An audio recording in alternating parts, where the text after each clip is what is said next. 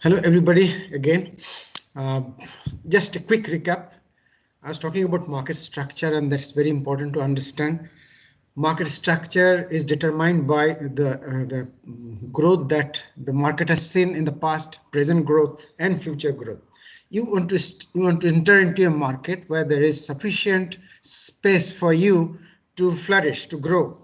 So if there is limited growth potential, then it's always better not to enter, because there are established players. Unless you are going to disrupt the market altogether, then it's very difficult to really sustain and grow. So you need to understand what is the past growth, present growth, future potential for future growth, and whether the market is sufficiently large to accommodate new entrant. Only then you would like to enter, you would like to develop a product for that market, and then find out space for yourself. Now this is very important to understand, and keep it at the back of your mind all through your life. See, we always, whenever you open the newspaper, you see encounter these terms, and you should understand what they mean. Monopoly, everybody understands. ठीक है Monopoly means there are limited अभी तो हुआ है there is just a single player who is operating in the market, and there is no competitor almost. So at any point of time, they can increase price, मुझे decrease price. अभी तो So who is creating noise? Please mute. So monopolist is definitely the most desired marketplace that you would like to aspire for.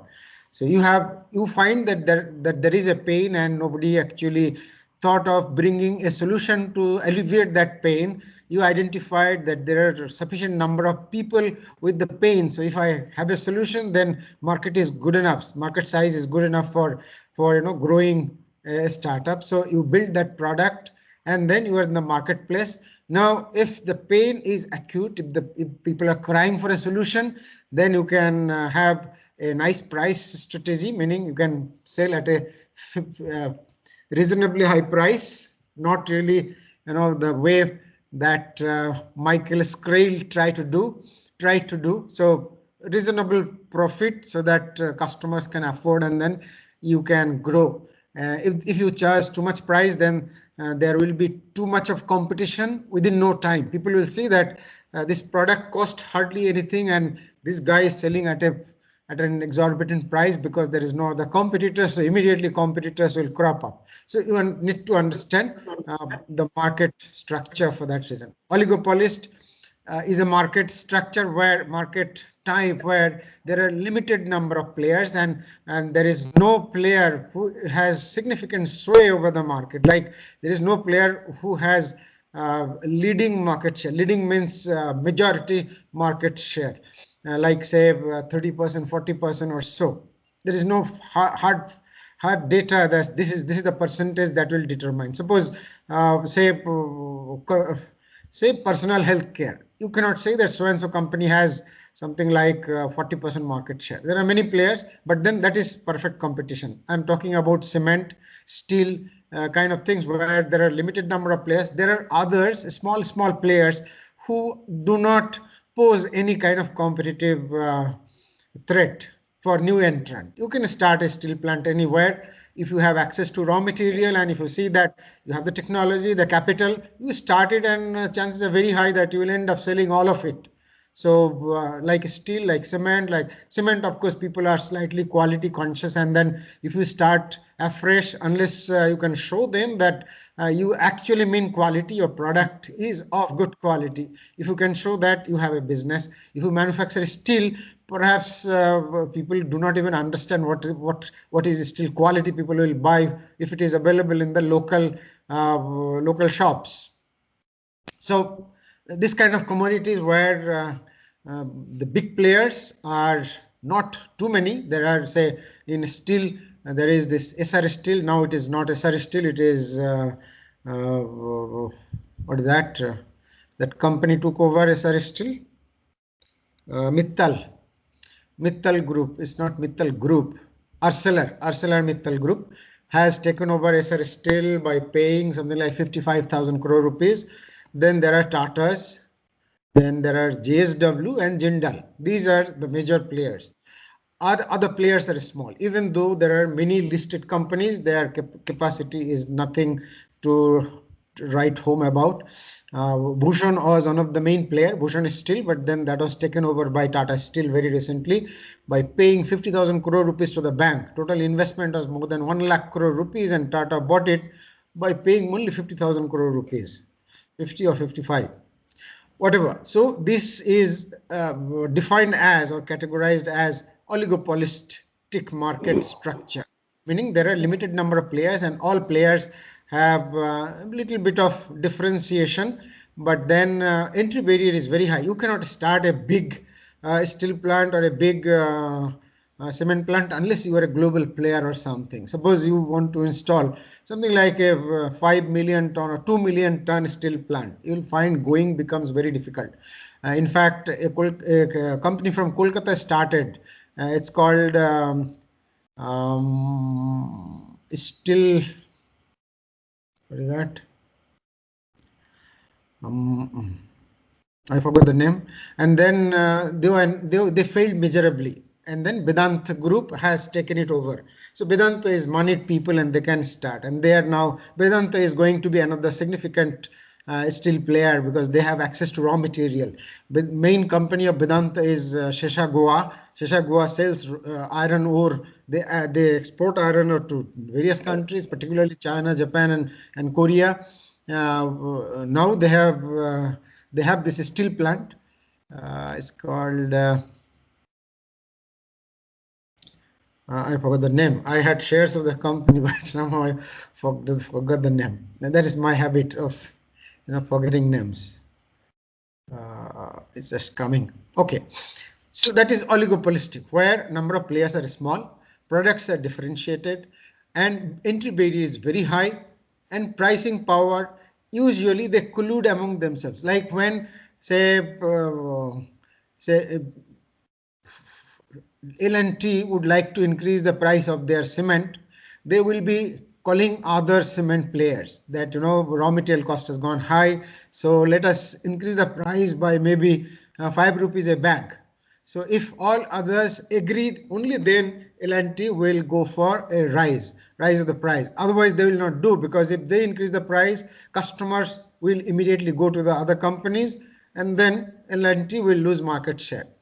Perfect competition is where it's a homogeneous market. There are many players, and product types are hardly differentiated. It's not really differentiated. They're all almost similar, like toothpaste market, like body soap, or even detergent. And then there is no entry barrier. You can just enter, but then whether you will capture market or not, it's anybody's guess. So this are to be understood. Whatever I discussed just now, it's very important. Before you even think of entering into a marketplace, you need to understand what is the structure of the market. We talked about these have already been discussed. I'm just revisiting all of them. So yeah, this is not discussed so much. Cost leadership strategy. So you may have a strategy to have cost leadership, meaning that you cut cost to whatever extent possible. Many companies actually try to increase features so that they can tell customers that our product has so many features. Even before investors, some startup will say that the competitors have 10 features, we have 25. Now these doesn't sell.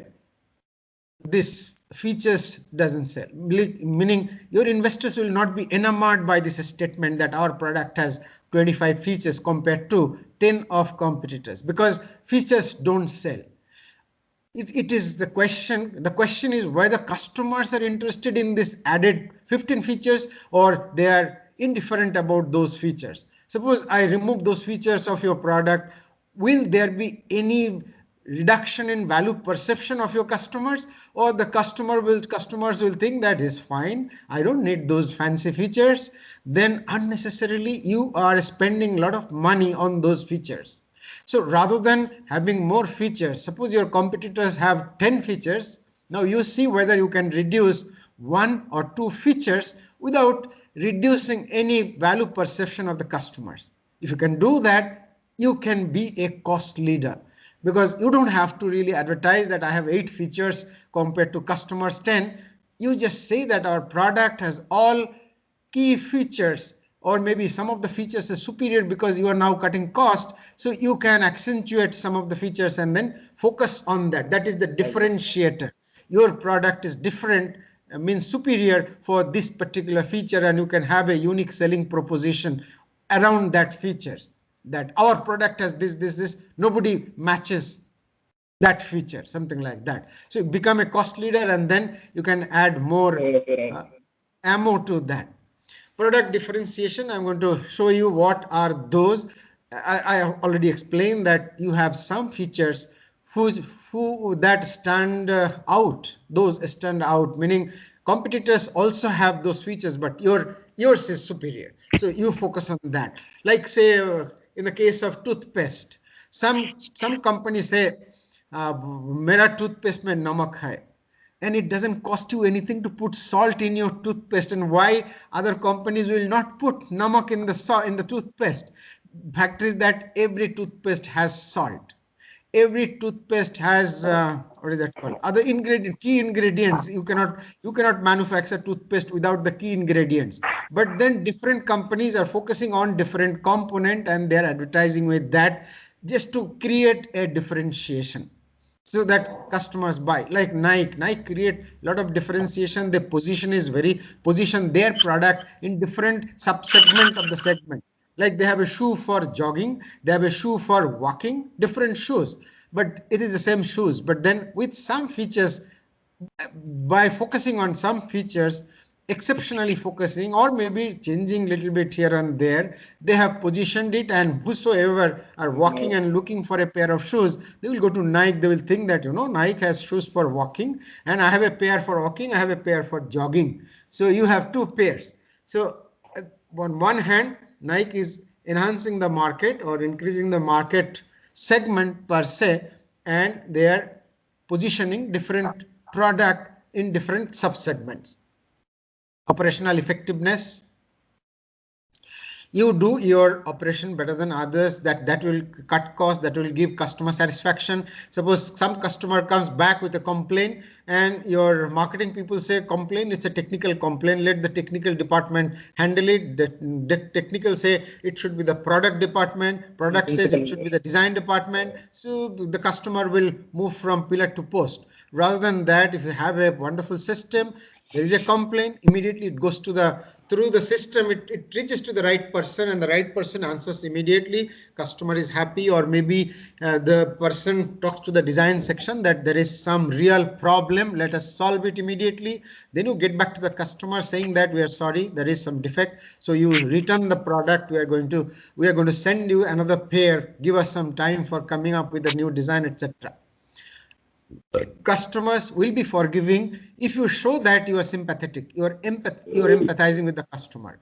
They are not, means everybody is a human being, but then some people are moody, some people are not, but that doesn't really matter so much. If they see that you are responding favorably, most of the people would like to be forgiving.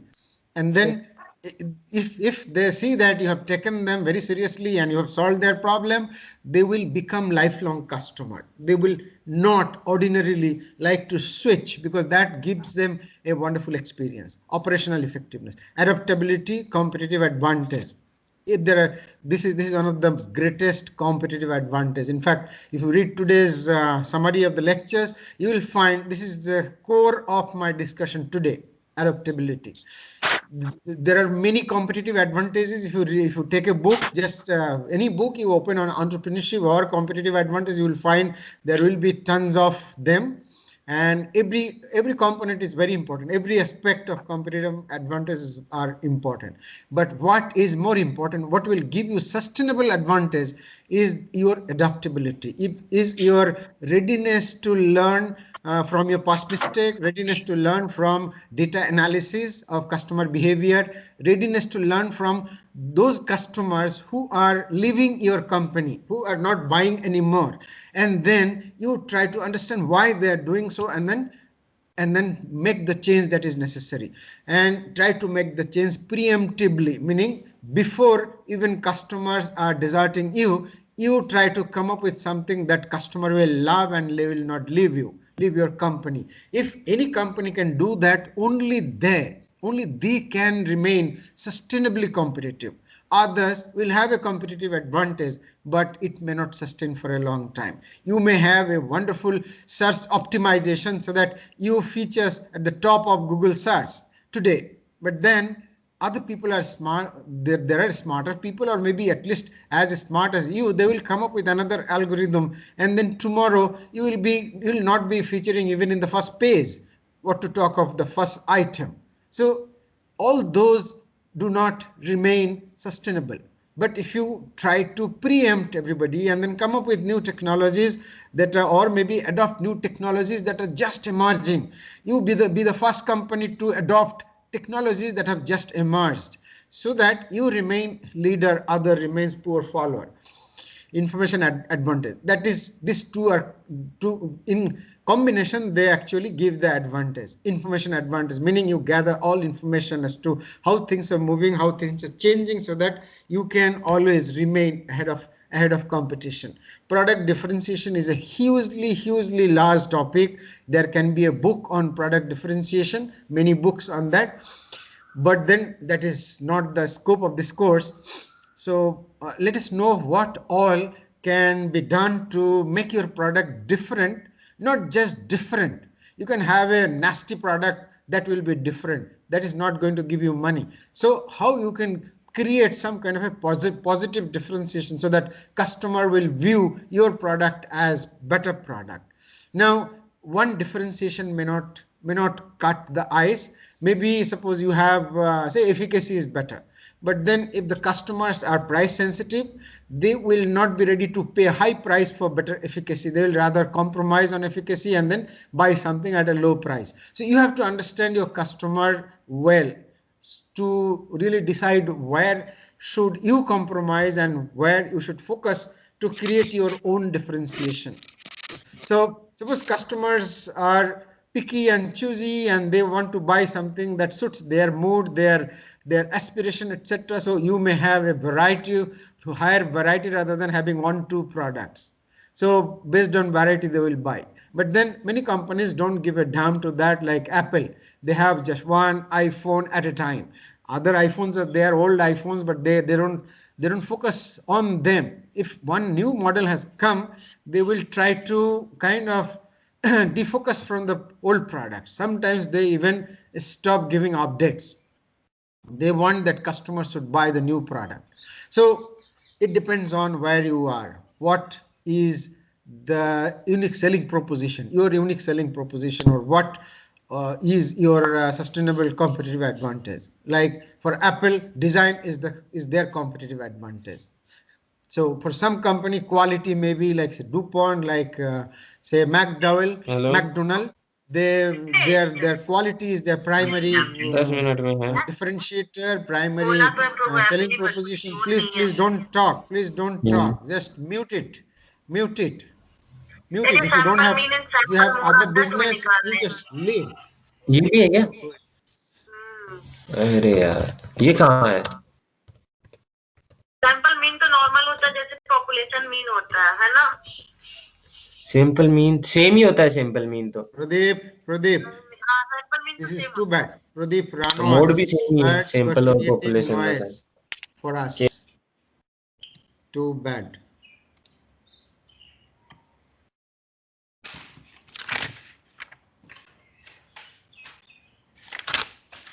Okay, so where was I?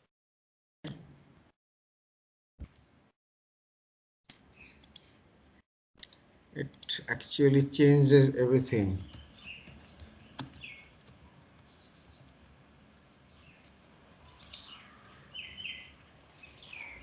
I hope the slides are visible. Yes, sir. Yes, sir, they are visible, sir. Okay. Okay, so you have to really read extensively about product differentiation. So some product may be durable, meaning whatever happens, they will, like say National Panasonic has a tough book or laptop that even if it falls down from your hand, it will not break, it will not go kaput. So that they have defined a separate segment. This is called another form of positioning. So they have positioned their product to the people who are in construction line, or maybe they're doing some rough and tough jobs, say in the mine area or in the factory atmosphere. So even if it falls from your hand, falls on the ground, it will not go kaput. Then there are others. People try all means, like Flipkart has quick delivery. Then there may be maybe a good repurchase scheme. Suppose you sell laptops, and after every year you give a new option that if you return your laptop, and if you have bought it directly from us, and if you have not done any damage to the laptop, like if you have opened it or something, if you have not done that, we'll buy back at say 30% discount, provided if you buy another one from us. So there are many people who would sacrifice 30% and have a wonderful new machine. Nowadays, it's age of consumerism. People want to feel good about new product. They don't mind. They have surplus surplus money, so they might very well purchase. That may be another wonderful competitive advantage. It may be 30%, it may be even less or more, depending on what is the response. You start with 30% and you see that a lot of people are buying, so go ahead and have it 35% next time. You save a lot of money, then you refurbish, but don't sell those refurbished computers to the same customers. You just sell it to maybe as a refurbished computer. Be honest. Don't try to cheat people, and then only you can make money. 30% is the minimum profit that you're going to make. So you are returning the laptop at cost, and you have made a profit of 30% already. Now you sell that refurbished one at 30% discount. So you sell at 30%, the 60, 70% the price, and people will be happy because it's going to perform. 1 year doesn't cause a lot of damage. And if there is a repurchase scheme, people will be careful about not to damage the laptop, because they know that if there is a damage, it will not be accepted, etc., etc. Exchange offer, loyalty program. So there are many through which you can have differentiation. It can just be delivery. It can just be how easy it is to purchase. It can be anything. It can be just like say you sell a laptop, or say you sell a car. Suppose a car company, after every sales, somebody from the company telephones and asks, are you happy with the product? Was the dealer experience good? What can I do for you? Or if there is anything I would like to do, that call itself will give so much comfort, and they will think, wow, I never thought that a company will give me a call just to know whether I'm happy or not. Likewise, you can invent many things and create your own differentiation that other people will not even know that you have been doing this. Okay, next topic is Porter's 5 forces. See, if somebody asks you a question as to what is the most important event in the life of a startup, Arjun Malhotra actually asked this question. If you're not familiar with Arjun Malhotra, he's an IITian from IIT Kharagpur. He started ACL Computer along with Shib Nader. Now that was long back, and they were selling personal computers almost at the same time when Apple were selling their first computers. In fact, ACL computers were exporting computers to Singapore and other countries. Unthinkable that India, being such a low on technology in those days, they were actually selling computers. And thanks to these guys, India actually had a seamless transition from low tech to high tech. But without these people, I think we would be adopting computer much later. In fact, in those days, nobody heard about venture capital, heard about angel investor, heard about seed fund, etc., etc. But these guys approached to UP Industrial Corporation, and UP Industrial Corporation participated in their equity, unthinkable and unprecedented. But these guys were innovative, and they taught them how to support industry, and they supported. And that company became a wonderful company. highly valuable company. Of course, Arjun is no longer part of HCL Computer. He has many other companies, a billionaire, and he donates money to IIT Kharagpur left and right. In fact, whenever he comes to IIT, he comes with a checkbook, and if the director will be talking about some requirement of fund, he will simply ask how much money I should give just before writing the check, and he will write the check, something like that. The what is that? Many like J.S. Channel Institute of IT, FIT or Telecommunication was through the donation by Arjun Malhotra, and he is a person who doesn't like his name to be depicted anywhere. So even though the money was given by him, the school was named after Dr. Sanyal, who was his professor at electronics and subsequently became the director. Similarly, this tinkering lab, what is it called? It's launched recently. I forgot the name again. So that was also through a $1 million donation from Arjun Malhotra. Now he was in a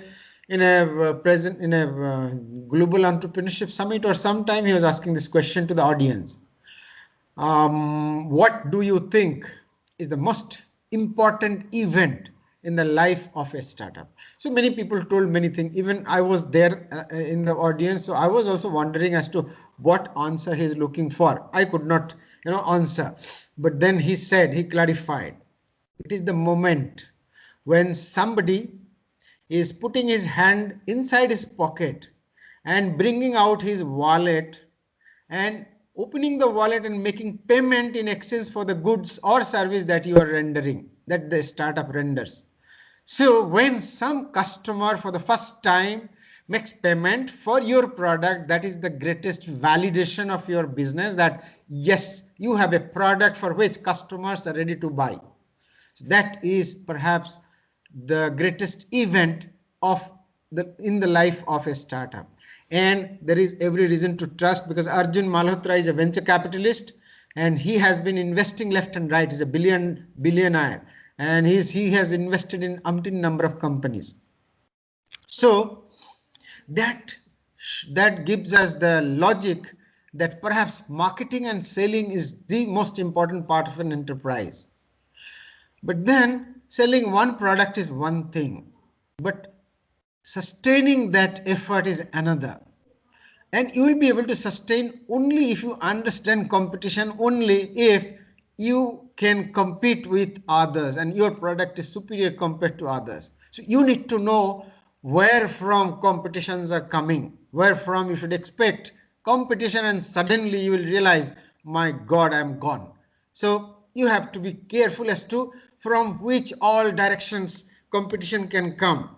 And Porter's gave this 5 different domains. The first is competitive rivalry, that is within an industry, existing players are there, they are looking at you that you are trying to enter, so they will create a moat. Every company tries to create a moat around them so that you cannot enter into their customer base, meaning that whatever customers they are catering to, they should be able to protect them. Not only that, they should be able to continuously increase their customer base. They should be able to acquire new customers. So that area is competitive rivalry, meaning existing players. Let us move to the next one. This is more detailed. Okay, so first is competitive rivalry, that is market structure, as I said, whether there are many players or less number of players, or whether you are going to be a monopolist or you are entering into an oligopolistic market or perfect competition. Now, depending on market structure, you have to have your own strategy. Even your go no go decision should be based on that. Whether to enter into the market or just not to enter into the market should be your decision. Then quality difference, your quality vis-a-vis their quality, switching cost, meaning if you want to acquire some customer from existing companies, then what is the cost of switching to these guys?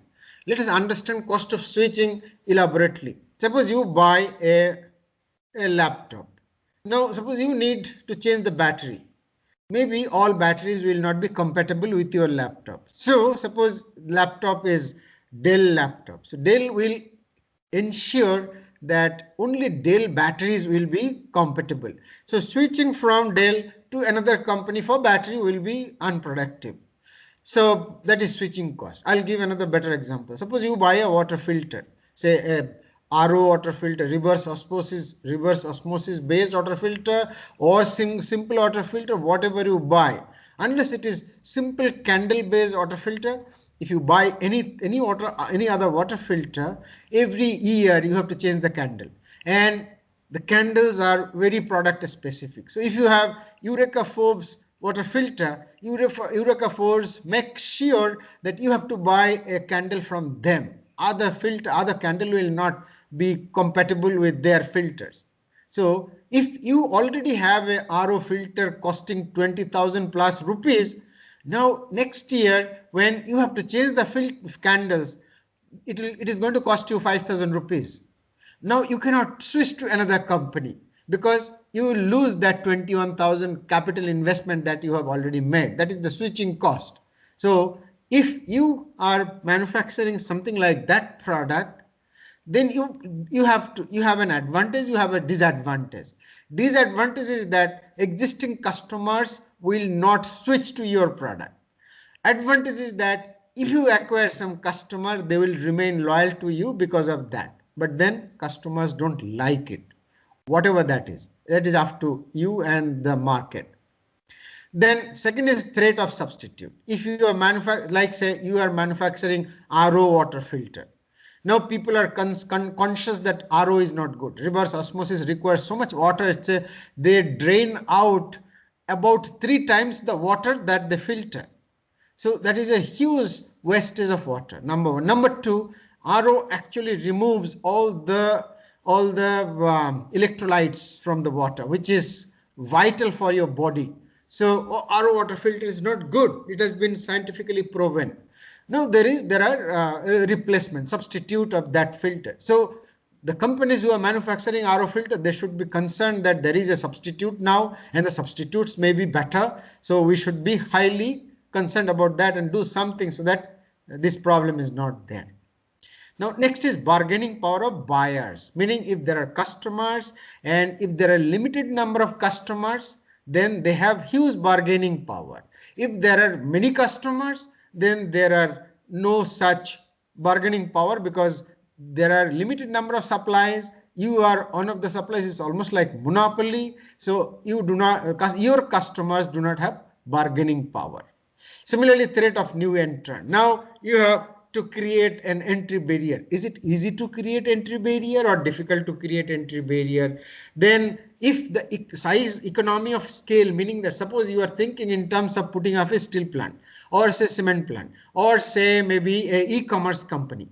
Now, if you want to put up a e-commerce company, how easy it is for others to enter into the, suppose you have a shoe selling e-commerce company. So how difficult it is for others to, suppose it requires a lot of money. E-commerce company requires something like a platform. You cannot create that platform just like that. You have to take it from maybe say Shopify.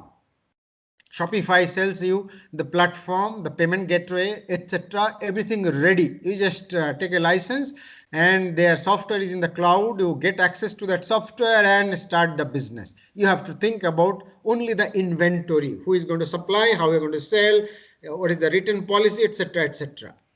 Now suppose think of Shopify. Shopify has a product. Now what is the rivals for Shopify? What is the switching cost for customers who are customers of Shopify? Shopify is selling a module for e-commerce company. Now suppose you have already subscribed to Shopify. Suppose they are charging you something like say 50,000 rupees a year or say 1 lakh rupees a year for their service. Now they have to be conscious that other people are also coming up with new platform, like say Capillary has a platform. You approach to Capillary, they say that no, we are not charging 1 lakh, we are charging only 30,000. Now Shopify has a threat from here, but then switching from Shopify to Capillary may involve a lot of things, lot of changes, lot of system requirement, etc. What is the money? If the money requirement is say 5 lakh rupees, most people will not switch. They will think that I have to invest 5 lakh rupees first, then only I get advantage of this 50,000 rupees or something rupees annually. It is not worth. So likewise, every players like new entrant, like suppliers, like buyers, like substitute, like competitive rivalry from within, everybody has all those advantages and disadvantages. Your job is to see where do you sit, how do you handle all these risks. Chances are very high that naturally you will have some advantages, like say trend from new entrant, bargaining power of buyers, then bargaining power of suppliers may not be non-existent in your case. Substitute may not be non-existent in your case. So don't get nervous about it. Don't let this give fear, etc. So just relax and analyze. After thorough analysis, you should take a decision. That is why understanding them is very important. So I have already discussed all of that, so you don't have to. Lifespan of companies are shrinking. Not only companies, lifespan of products are shrinking. A product today is a indispensable product. Without that, no customers can do without that. But then tomorrow there will be a substitute. So you should be very careful about product development, and you should remain conscious that new products are emerging from the horizon, and you should be very careful. It may not bode well to target sustainable competitive advantage. This is very important. Suppose you target a sustainable competitive advantage through patenting. You file a patent and you think that I have a patent, so nobody can circumvent my competitive advantage, and I am going to have a competitive advantage for next 20 years. You are highly mistaken. You never know. Within 6 months, maybe a new product emerges and that has superior technology, and they are also protected. So patent gives you limited competitive advantage, not a sustainable long-term competitive advantage. Very important. So patent, copyright doesn't give anything. If you say in a meeting, in a presentation for before investors, that you have a copyright, your software has a copyright and a patent filed in US market, software cannot be patented in India, but you can patent it in US. It's all bogus. You end up paying some money for copyright, nothing, or soft patent. Nothing, no value is given. Even for patenting, unless you're a big player, somebody will copy just like that, and even you will get to know that somebody is copying, and you send him a mail. He will telephone and tell you that do whatever you want. You go to court, and then the case will go on and on and on, and for 10 years. By the time you get an injunction for stopping this guy from using it, this guy will make money and you will lose the market, and then the product will lose relevance. Like when Bajaj said they have come up with double ignition, double spark plug engine, TVS also filed a patent on the same day. Unthinkable. On the same day, Bajaj filed a patent for double ignition.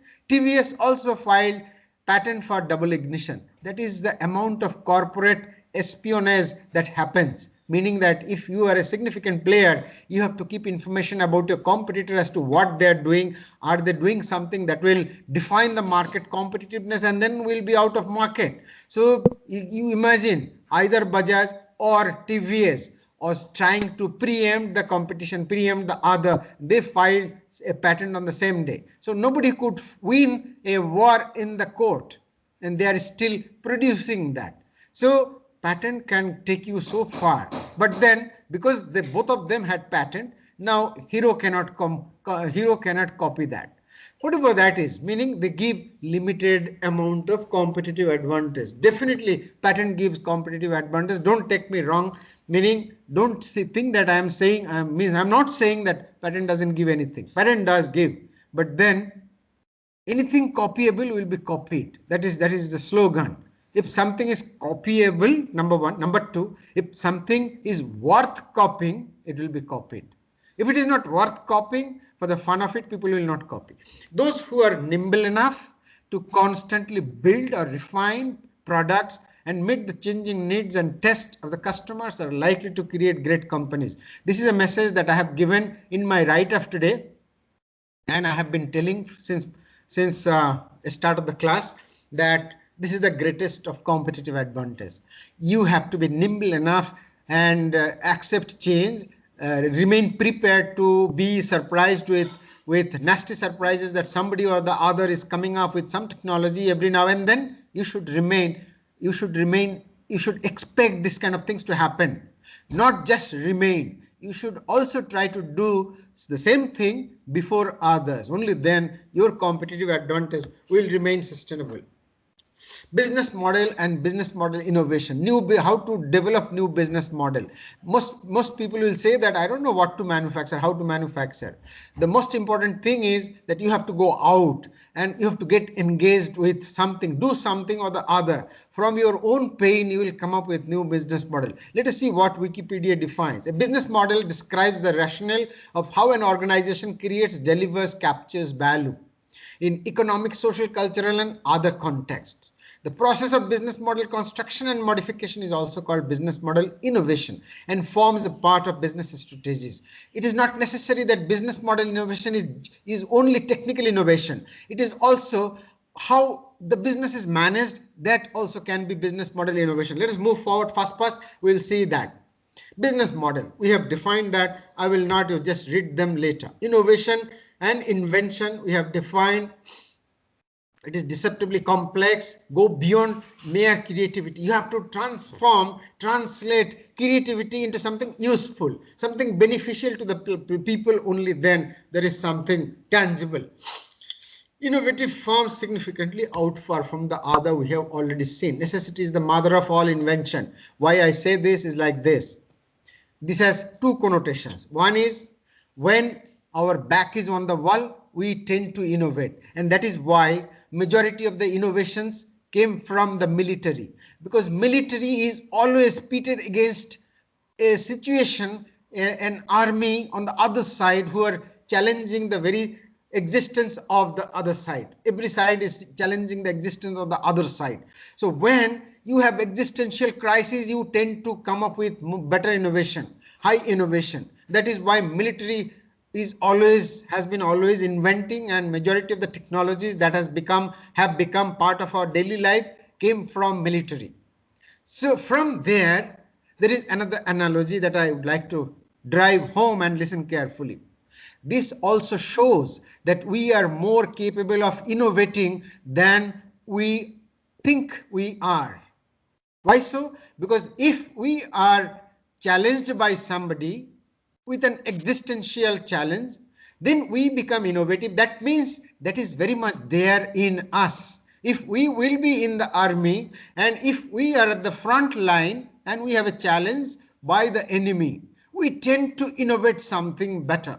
That means we are already innovative, but normally we are kind of relaxed. We don't think that there is so much of pain, so we don't come up with innovation. So try to go out and try to face challenge. The moment you will be facing challenges, only then you will come up with innovation. I'll give some examples here.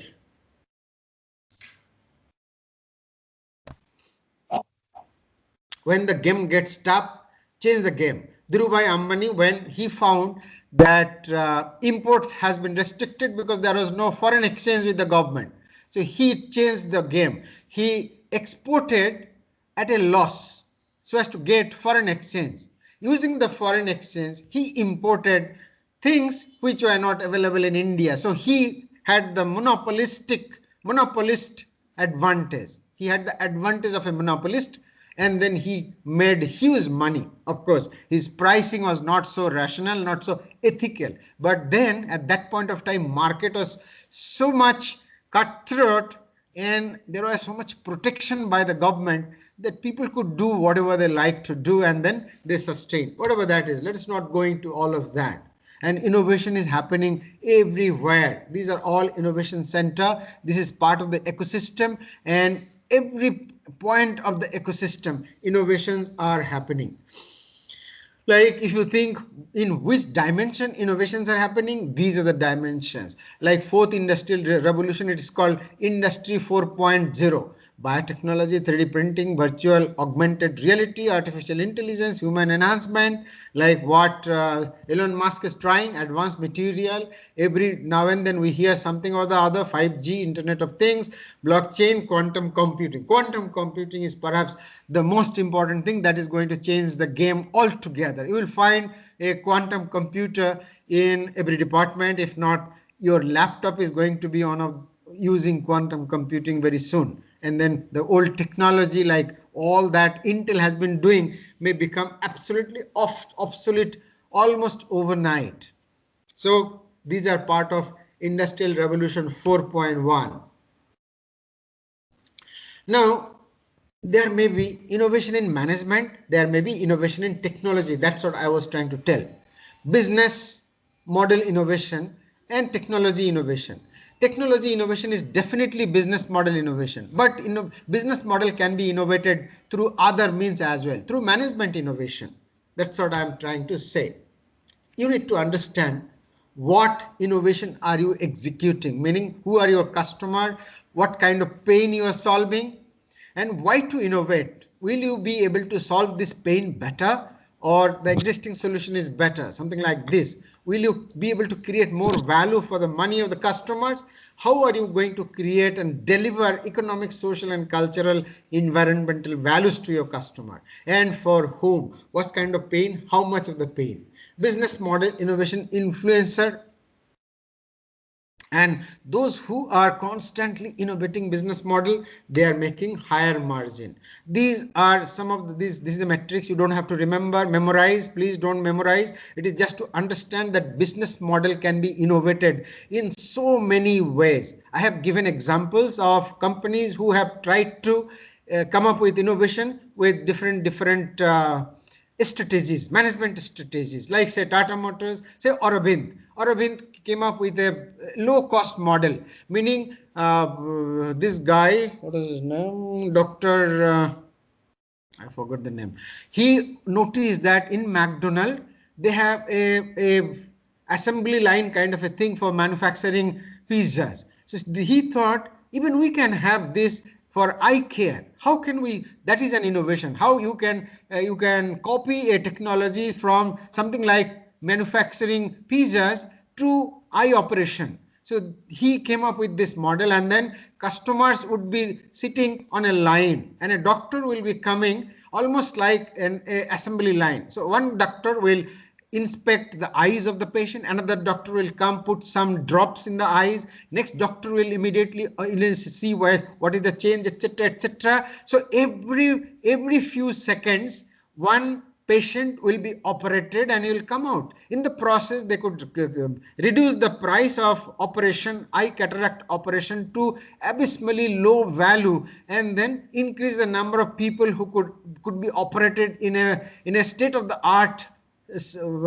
operating theater, etc., etc. That is the model that they followed, and they were so successful that even Harvard Business Review or MIT or say Stanford, everybody now has created a case study around this, and they are saying that this is another business model innovation, and this is to be done like that. So you can read all of the stories from this.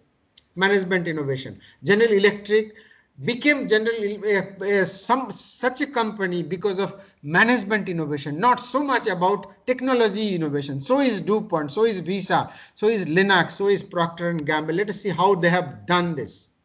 Do they have great product? Yes. Do they have great people? Definitely. Do they have great leaders? Mostly. But then those were not the main differentiator for creating such a wonderful business model. Think of General Electric. They definitely came up with innovative technologies, but it is not the technologies per se. It is how research and development can be systematized, like this eye operation. They also systematically modularized and put everything in a system so that effectiveness of innovation became very, very high. Meaning earlier they used to see there are a lot of invention, but hardly anything could be translated into innovation. But with this systematic process, they could see almost In 70 years, they could see their number of patents going high, number of technology from patent to the commercially relevant technologies were huge, and that is how their value from being $10 billion has gone to $400 billion in a matter of very few years. Read them. DuPont, of all things, have come up with capital budgeting technique, because DuPont saw so many products and they could not analyze which product line is doing what. So they were just going on and on. So they wanted to understand which product line is giving more profit so that they can focus on that. Whichever is not giving profit, they could just drop that from their list. And they came up with this capital budgeting, and then another accounting that is called performance analysis, performance metrics of different managers. Till then, there was no way to do that. Now they could do this, and they could analyze performance of every strategic business unit. That gave them huge leverage, and eventually DuPont could become an American industrial giant only because of this. They attaches their competitive advantage on this accounting innovation, rather than the innovations that that defines DuPont. It's all facts. Nothing is imaginary. Procter and Gamble, they came up with a management model for managing innovation, managing brand, particularly brand. And because of that, at present they have 16 brands, key brands, that gives them 1 billion plus revenue every year. So you can understand what kind of value they are creating. And they came up with open innovation. Procter and Gamble for the first time came up with open innovation and corporate entrepreneurship, and they have reaped the benefit like anything. So that is why they are the most competitive company in the personal care segment. Look at their share price, you'll be amazed how much value they have created. Visa Inc., they have created another business model, that is business model without any office. They are literally virtual company. They hardly have any office anywhere, just some office, but hardly anything. If you look at their value, number of employees, number of customers, something like more than 1.5 billion card holders as of today. This is old figures. So this is another model. So they could reduce their cost of renting, and all that rental is a huge amount, and then their employees are happy because they are attending their work from home or maybe some virtual office somewhere, etc. But then they created so much of value because of this model. Open source by Linux, then aggregator by Uber. They could define customer pain so well, and they could define what can be the great value proposition to the customer. So next time we're going to show you value proposition canvas, and we'll take the example of Uber, how Uber could create wonderful value proposition. What is their value proposition canvas? And value proposition canvas is propounded by none other than Eric Ries. No, not Eric Ries. Value proposition canvas, business model canvas by, I'll tell you next day. I forgot the name. I don't remember. Netflix, entertainment or something like see television through wireless connectivity, then came wire. Then Netflix came up with another altogether a different model. Now there are many people who purchase TV just for Netflix, not for subscribing to some Videocon direct home or anything like that. So they redefined the whole entertainment industry. Now they're trying to give you more experience, like choose your own adventure. Like you can almost write an adventure and have your own story. Suppose some story, you're part of a story, and you don't want the way story is moving, you want a different direction. Perhaps you will be able to pick and choose. I don't know whether this is available now or not, but then things are changing, and if Netflix is capable of doing that, their competitor will remain light years behind. iPod.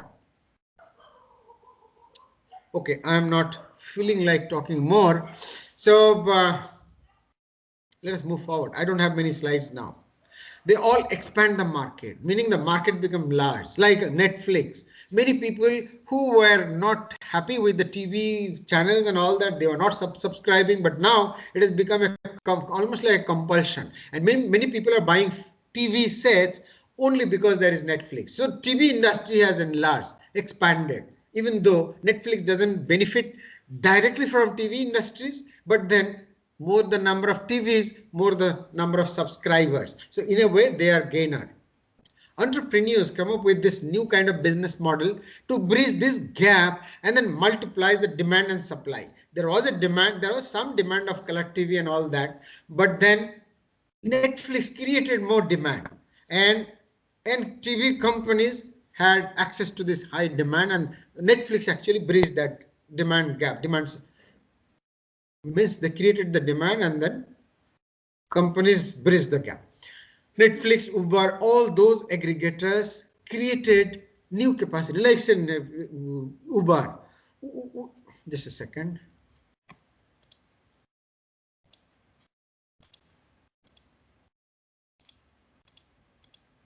So before Uber came in, there was demand for taxis, but then taxis were not available from your home, from any nook and corner of the street. Now these are available, so there are more people can hire taxis, and more people can afford. They give convenience, so the market has enlarged. Now more people are affording to travel by taxis. So whole market actually enlarged, and many people got jobs, etc., etc. Steve Jobs says this about iPod: explore the customer experience and work backwards to technology. So first of all, you try to understand what customers are looking for, go backward and find the technology, know the competitor's value proposition and offer superior value, recruit a balanced and excellent team, connect the dots, obtain feedback and simplify constantly. This is what Steve Jobs said. You can't connect the dots looking forward, but then from experience you can connect them backward, and then somehow you have to have that leap of faith. When you are sitting right now, you have to have a leap of faith, look forward as if from forward you are looking backward, and now connect the dot, etc. You will have a winning proposition. Hindustan Unilever, they came up with some rural sachet based packaging. They have revolutionized the packaging itself. They had this package of 1 kilo, 2 kilogram of detergent, but they realized that rural people also wants to buy Hindustan Lever product. So what they did is they brought down the size of the sachet of the package.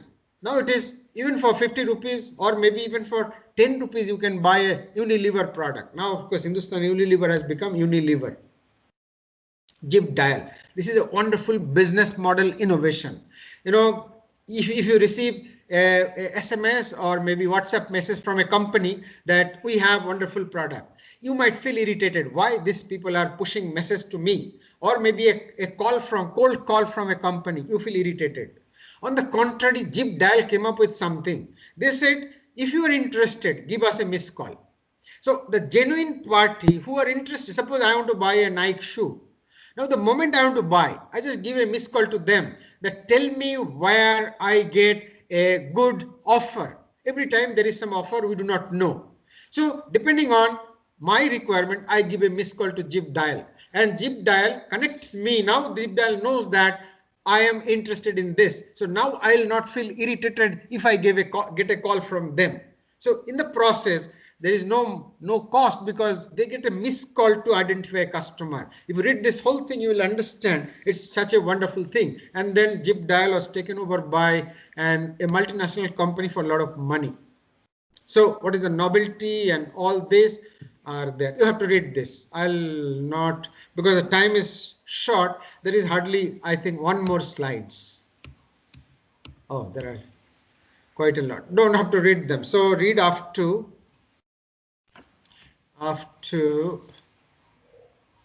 this slide. This slide should be okay. So I am putting a marker here. So beyond that, what should be the marker? Beyond that, you don't have to read. Otherwise, there will be complaint. Last semester, somebody made a comment that I somehow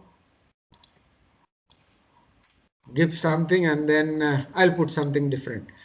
Somehow I try to push students where by skipping the slides. I don't want to get that feedback again. So thank you very much. If you have questions, you can populate that in the Excel sheet. I have already